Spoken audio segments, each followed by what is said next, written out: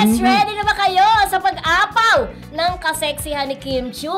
Yes, you heard it right. Ibabalandra lang naman ni Chinita Princess ang kanyang perfect sexy body bilang parte ng kanyang promoter sa isang brand na ine-endorse niya, di ba? For sure, dudumugin at pagpepiestahan ito si Kimi na yan.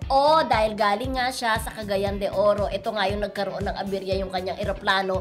Pero naayos naman yung aberya na yon at grabing kaseksihan. Ayan ang kanyang outfit. Yung nakapula na sumasayaw-sayaw siya ng sexy. At after daw ng CDO ay patungo naman siya. Ang next stop nila is Iloilo naman. So, meron siyang provincial tour. Correct. Yes, para yung sa promo yata nung kanyang ine-endorse. Yes. Isang inumin. Sa sexy talaga. Tagang pinaghandaan niya yan. Siyempre, pag ang ine-endorse. Hindi siya iwanan ni Paolo Abelino. Gusto ko sexy, jowa ko. Sabi ni Paolo, di ba?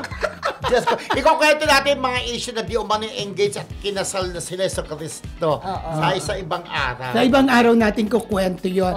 Alam mo si Kim, si Kimi, di ba? Talagang ang katawan niya ngayon, di ba? Dati kasi payatot siya. Pero ngayon nagkalaman at ang ganda-gandang tingnan talaga ng katawan niya. Kasi pag biking nila, exercise at saka boxing.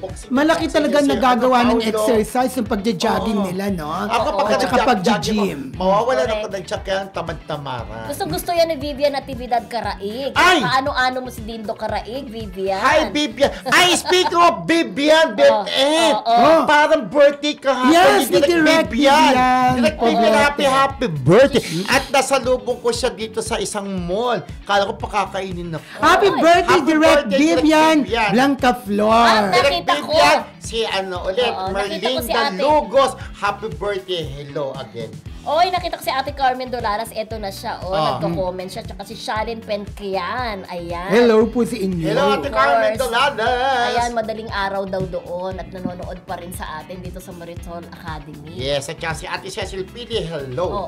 Sino pa babatiin nyo? Baka may nakalimutan. Ito si Ruth Fernando Dueñas. Hello. Gayon din kay Joel Pamandanan, Tisha May Latrap, Glenn Dimla, my friend, dyan sa Hong Kong. Hello sa iyo, Glenn Bernardino Dimla. Si Marcelita, hindi pa rin siya nakakapasok. Get well soon, my dear friend. Marcelita, my friend. Si Ate Carmen naman, yung pangalawang surgery niya, successful naman. Ayan, praying for all of you, yung mga friends natin na lagi nakatutok sa atin. Lalong-lalo na, ang mga OFW, napakalakas po ng Marisol Academy, ha? Sa iba't ibang panig ng mundo yan. Yes! Ang mundo nanonood ng Marisol Academy. Correct. Kaya natatakot ako pumunta sa ibang bansa. Di ba ikaw yung Marisol na kalbo?